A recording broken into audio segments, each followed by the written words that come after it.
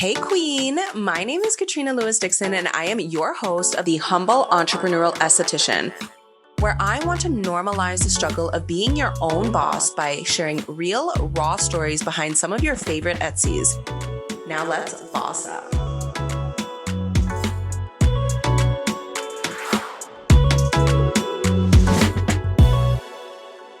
Grand Rising, beautiful people. Thank you so much for joining me today. It means so much to me. I am going to be by myself today, but that's totally fine. I have some juicy knowledge for both clients and estheticians, especially if you're a new esthetician or maybe you've been doing this for 10 to 15 years, but you just needed a little jumpstart, a little bit of motivation. So listening to this podcast is going to give you everything you need to know, whether you're doing waxing, facials, massage. I have done it all. I have been an esthetician for 15 years. So let's get into it.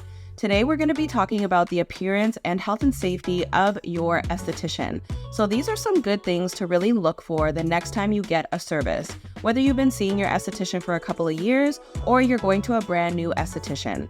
Obviously, you always want to do your research online. You want to make sure that you're going to the best person suited for you or aligned with you. Now, this could be the way they look, the way they talk, their vibe, the energy of their website. You want it to call to you. You don't want to just go to a random nail salon and get a wax. Just saying.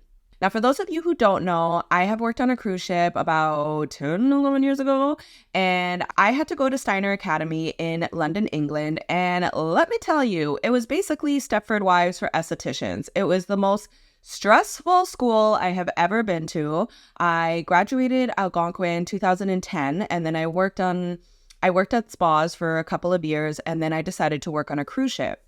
Now, just for the interview process was so stressful. I had to go to Toronto. I had to get, pay for my own accommodation, and I had to do this twice. And then I went to England beforehand, wanted to visit some family and friends. And then I finally went to Sussex, England, where I had to stay at the YMCA.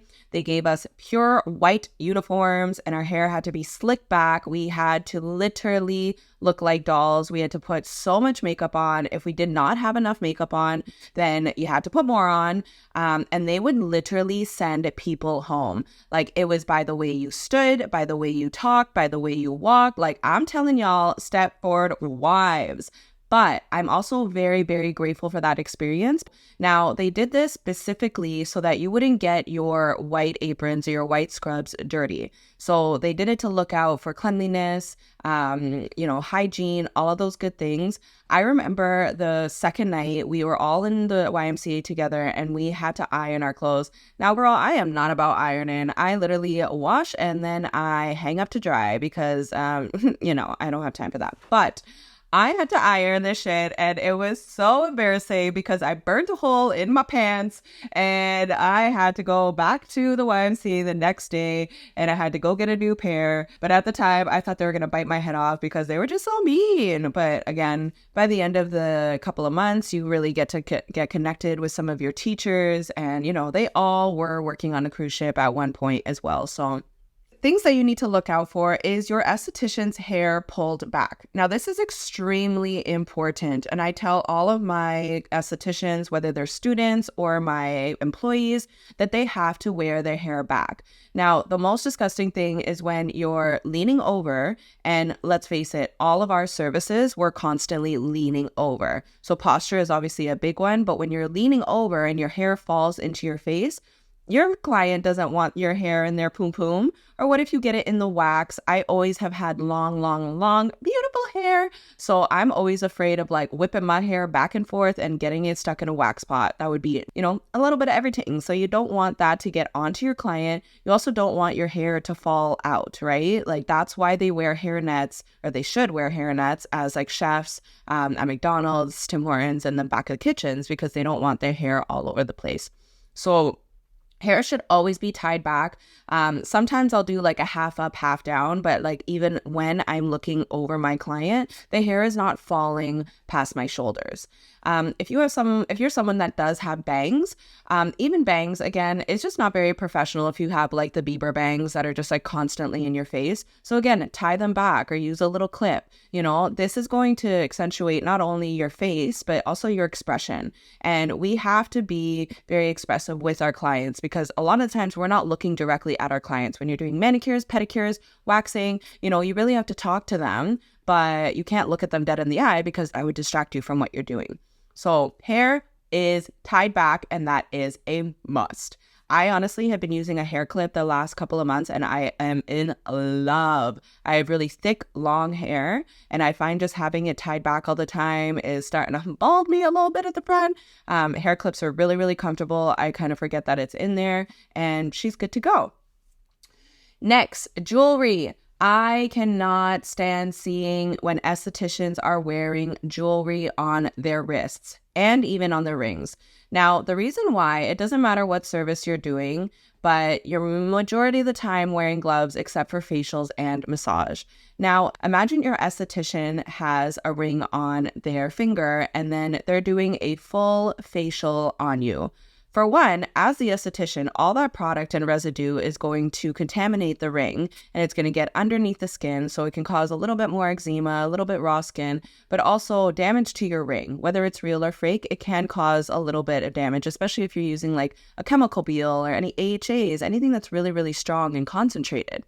But then also for the client, like, ew, where has this ring been? How long have you had it on? When do you take it off? Do you take it off at all? You should not have any rings on your fingers when you are doing aesthetic services. I don't care who you are. I don't care what you say. When it comes to like a band, if you're wearing gloves, like as an esthetician, I kind of let it pass as long as I don't see it. Again, personally, I just rather not have it. I find when I wash my hands a million times a day, as you should as an esthetician, my hands get really, really dry, and especially under the band. If you're wearing like a rock on your finger, or if you have a little gemstone or anything like that, a lot of the times, doesn't matter how strong the gloves are, they will cut a little bit, and then you ruin a glove, and then that's more money for your boss or for yourself. So no rings as much as you can help it. Jewelry is another one. Now, bracelets, I never ever wear a bracelet. I find that if you can tuck it in your glove, then it's okay, but it's also very hard to keep tucked in, right? So especially again, if you're doing a Brazilian, you're all up in the labia, and then you rub your bracelet onto their skin, that's cross-contamination. So whether it's your dirt from your bracelet going onto them or vice versa, they might be sweaty, like you don't know the situation, you don't know their circumstances. If you got wax or any product again stuck in your bracelet, gross. I'm also a big believer in transferring energy. So I always wear crystals on my wrists. I wear them on my feminine and my masculine side for a specific reason. I'm very intentional when I wear them. So if anyone even touches and like, ooh, I love that bracelet, I'm like, no, bitch, you ain't touching me, because they are going to put their energy onto that jewelry piece, onto that crystal, whatever it is. So I'm a firm believer that if you are wearing the jewelry on your wrist and then you're touching that client, you're going to bring that energy home with you.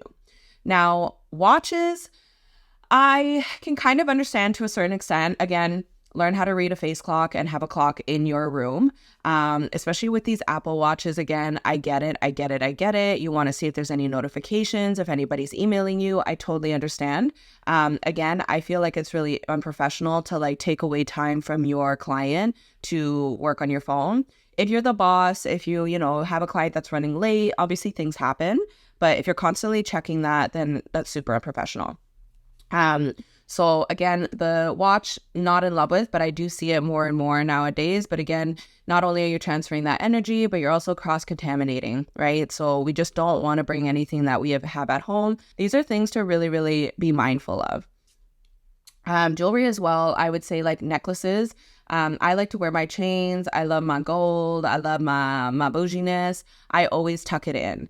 I never let it hang, especially again, if I have a crystal or anything like that. I'm never hovering over my client, and it's never touching them on the bed. So again, just tuck that in, and just don't let it be seen.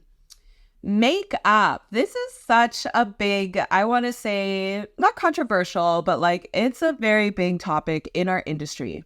Now, the reason why I'm kind of on the fence, I don't wear makeup every day.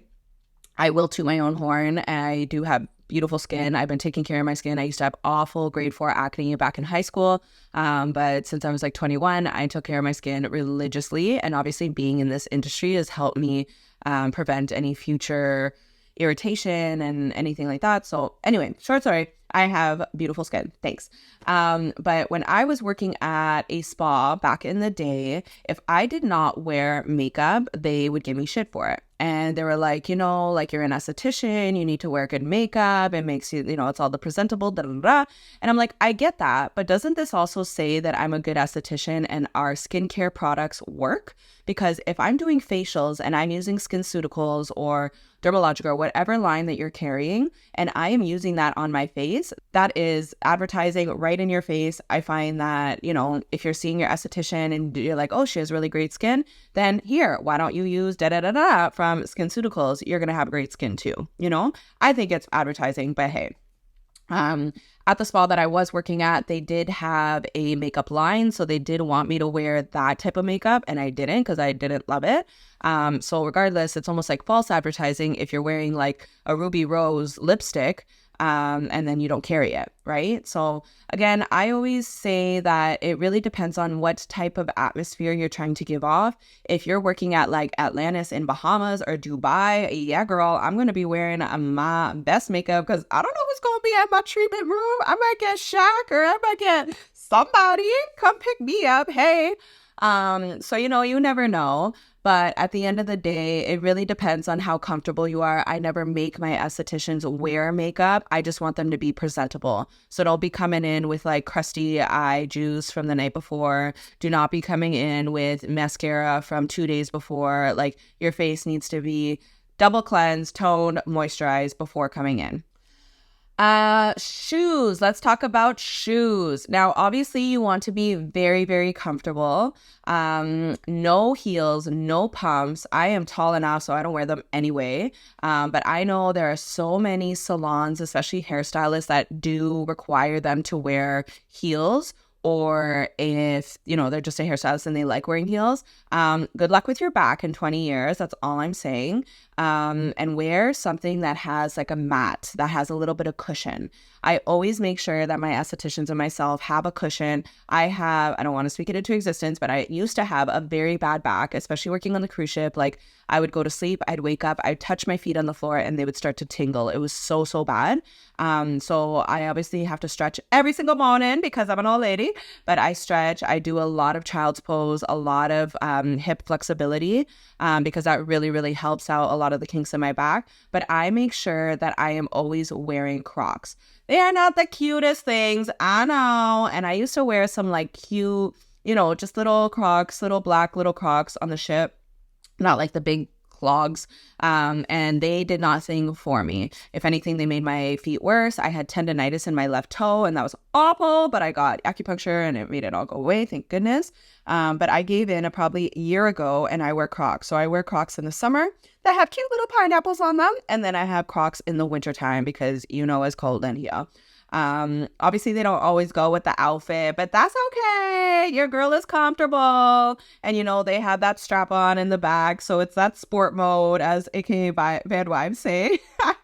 So you have that sport mode. So obviously you don't want to be wearing flip-flops. I know at a spa that I used to work at, we could wear flip-flops because they were promoting for flip-flops, and they were one of the best flip-flops. I just remembered that.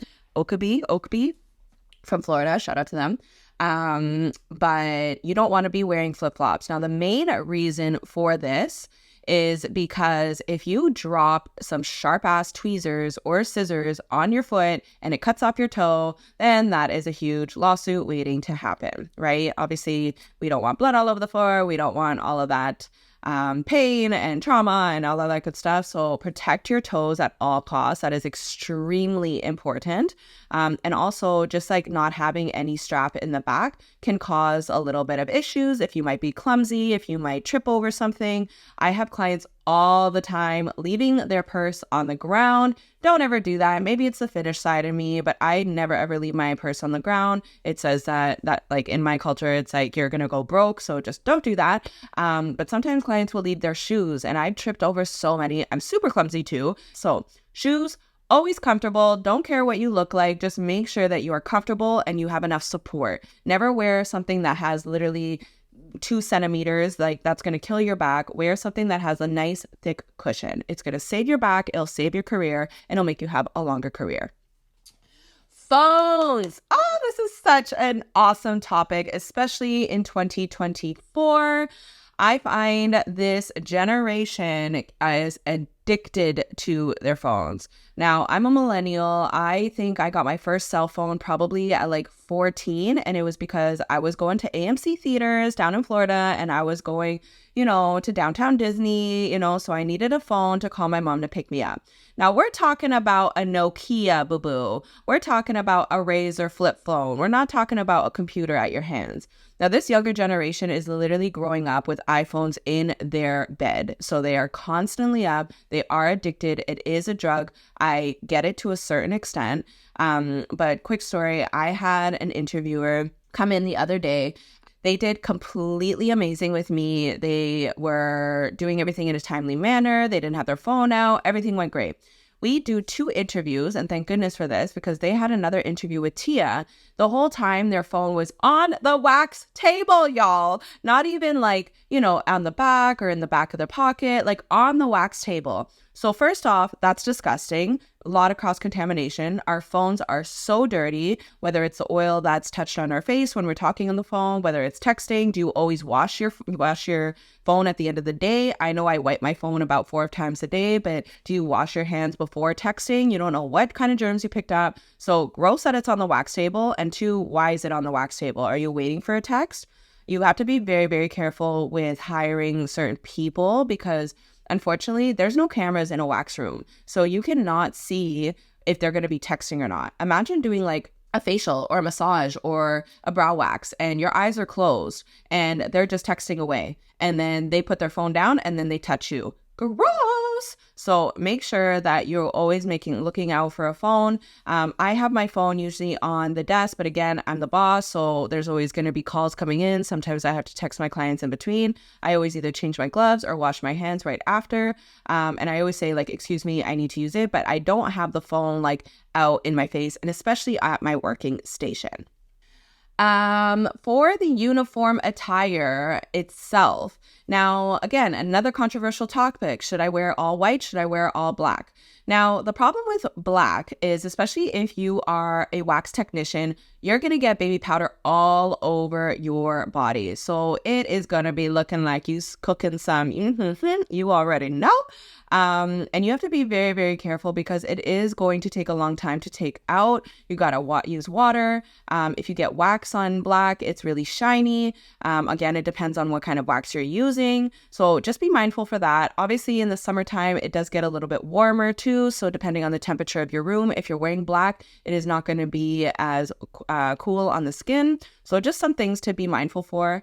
As wearing white, I like wearing white to a certain extent because you have to keep it clean, right? So if you're doing baby powder and stuff like that, it's great. It kind of matches. White also looks way more professional. It looks pristine. It looks fresh. It looks clean. It looks holy.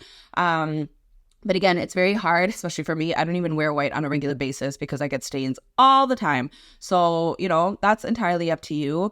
I personally don't wear a uniform. I just wake up and I'm like, whatever I feel like I'm in the mood for. Sometimes I'm girly, sometimes I'm street, sometimes I'm in a uniform. It really just depends on my mood. But I'm always looking professional, at least. Or sometimes if I have like a day where I'm like with my fully best friends and I'm just like, hey girl, hey, like I just don't care. But professional appearance really does matter, especially when you have a new client.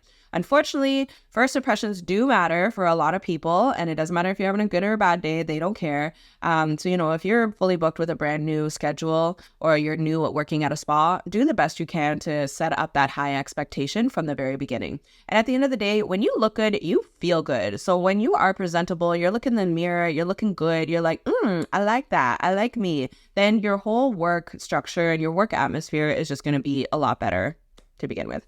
A lot of places or spas that I've worked at as well requires you to cover your bum. So I feel like I have worked in a lot of spas where like I was not allowed to wear leggings. And then there were certain shirts that were like over my bum and they said it was unprofessional. I personally do not care. Again, it depends on what kind of atmosphere you're working at. If you're working at the Lotus Spa on a cruise ship or Atlanta Spa, like, of course, you want to have something that is going to be more dressy. I love the European style. I find that they have almost like a shirt dress. So it goes down almost to like mid-thigh, and then they wear like either leggings or like something that's a little bit more loose. And you know what? It's really like the legging thing is like more like if you got a big booty and you're wearing like Lululemons and you're bending over and it's see-through. You know what I mean? That's I think where the carrying your bum goes through. And obviously in the front, if you have a little bit of camel toe or something and that's showing, like, that's unprofessional, right? So again, just be mindful. Like, you're not going to the gym, you are going to work, but just be mindful of what your clients are going to see, because you are going to be moving around quite a bit and you want to be comfortable. And do not be wearing pants that fall down every 2 seconds. Come on now. Skirts are totally fine as well. Not those snapper skirts. We don't want to see a little bit of everything. But again, like, I'll wear dresses a lot in the summertime and everything like that. So love, love, love.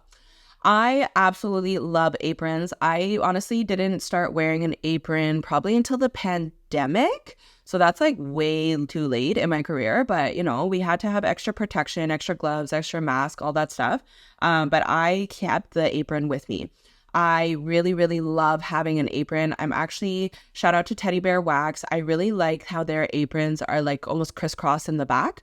I find that is something that I am definitely looking for, because I find the ones around your neck, they're just, again, you're constantly looking down. And even though your apron isn't heavy, sometimes you put your phone in your pocket or your money or whatever it is. So it does get heavy, and then that strains my neck. So I love wearing an apron. It protects you from any blood, any fluid, any, you know, popping pimples, obviously baby powder. Like, if I'm wearing like a cute little outfit underneath, I don't want to get anything on my actual outfit. Even if I wear like a uniform top, it's black. So if I wear an apron on top of it, that just gives me extra protection, so I don't have a bunch of white baby powder on top of my uniform.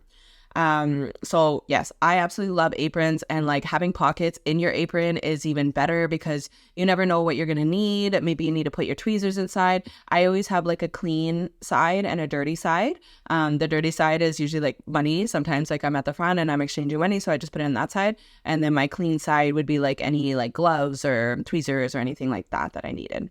So you have to be very, very careful, especially if you are a smoker. I personally, like, if I have estheticians that are smokers, cigarettes specifically, but the last thing you want is to give your client a facial and then they smell the cigarettes, you know? It's not like, ooh, I want that scent in my, you know, holiday collection. Like, no, it doesn't smell good. You know, and if you are going to be a smoker, obviously it is very addictive. I understand that to the fullest. Use a lot of mints, okay? Mints and something a little bit more of a natural spray, because if you soak your body in perfume, a lot of clients have really bad allergies to scent. So it doesn't matter if it's your client or a client that's in the other side getting their hair done, or on the other, you know, with an esthetician. If you have something really, really strong and you walk through the hall, then your clients are going to smell that, and it could be really irritable for some people. There's a lot more skin sensitivities and also allergies in general, that if you're wearing a lot of strong perfumes in general, it's not going to be great in the spa, okay?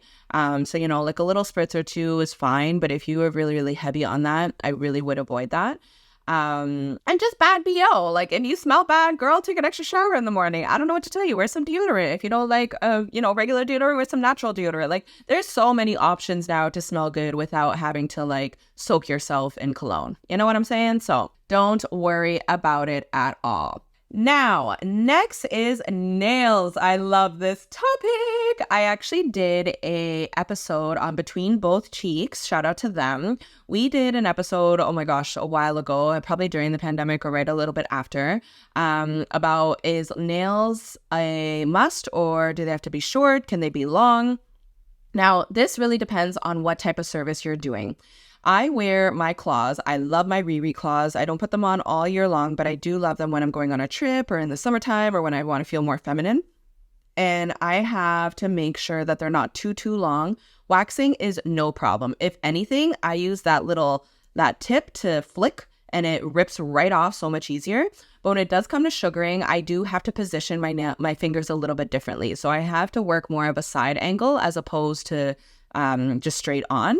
It depends on how long they are. And I've always asked clients, can you feel my nails? Does it feel okay? You want to make sure that you're not clawing away at their poom poom. For facials and massage, do not wear nails. I don't care who you are. I don't care what you do. One, it's so unsanitary. If you are not scrubbing your nails at the end of every day, it doesn't matter if you're a client, if you're an esthetician, you need to do that, okay? You need to get a brush from a dollar store. You need to get some regular soap. And at the end of every single day, scrub a dub. Now, you have no idea what kind of dirt and filth is getting underneath your nails. And some of y'all have these Cardi B nails. Like, I don't know how you do it. You must have a maid to wipe your own booty hole, because I don't know how you do that. Like, it is so, I love them. I wish I could wear them, but like, I would literally just have to be on a yacht doing absolutely nothing and getting my drinks served to me, because I don't know how y'all do it. But you need to scrub your nails underneath every single day. Now, even if you are still doing this and you're still doing facials and massages, your client is going to feel that, okay? Unless you are doing a literal massage with the palm of your hand, and that's not going to feel as good. You need to do a lot more treatments, like with your fingers, kneading, massage, like all the different techniques that we're taught in school. You need to use your full fingertips and your full hand to really give the experience to your client. Same with the facials. Now, with facials, it's even a little bit more dirty, because you're putting all that product on your hands, onto your client's skin, and then all that product buildup is underneath your nails now.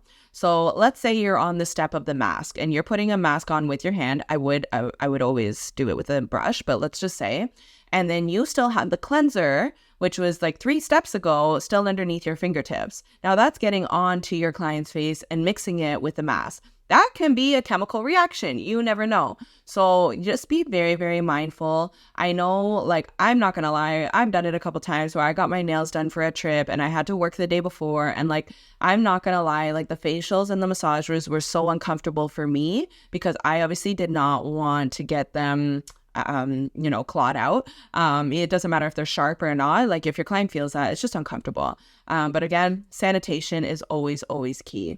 Now, when I'm usually thinking about all of these things, what to wear, how it works, all that good stuff, I always want to make sure that health and safety is my priority. Obviously, appearance does matter. First impressions do matter. But at the ultimate goal at the end of the day is going to be health and safety. Are my clients safe? Are they protected? Am I safe? Am I protected? I feel like we coddle our clients so much, and as we should, but we also need to take care of ourselves, our posture, our ergonomics, our health and safety, because we're only one person. And I don't know about you, but sometimes I wax like 14, 15 people a day. That's a lot of working, right? I enjoy everything I do, but just still a lot. Again, when you look good, you feel good. When you have the right appearance and the right confidence, that a lot of that is really internal as well. But your whole job in general, your whole mindset is going to be such a more positive outlook. All right, so if anything resonated with you in this episode, please, I would love to hear some feedback, what you do, what you don't do. Again, I am not going to attack you. I know lots of estheticians that do things differently than me, and that's totally fine. We all have our own finesse. But please drop below in the comments if you have any questions, concerns, any other topics that you want me to go a little bit deeper into, and leave your comment below. So make sure that you are getting up early enough as well. Don't like set the alarm and then run out the door and get your Timmies and go straight to work, because your whole day, like, you're going to set that tone for the entire day, right? I love to get to work at least an hour before. I like getting there before everybody else. I like to light my candle. I like to clean up. I like to maybe make a video or two, set the tone for the day. If I get in 5 to 10 minutes early before my client, I am going to stress the bug out all day. So highly, highly recommend. All right, y'all. Thank you so much for listening to this episode. I appreciate you. Have a beautiful day, and one love.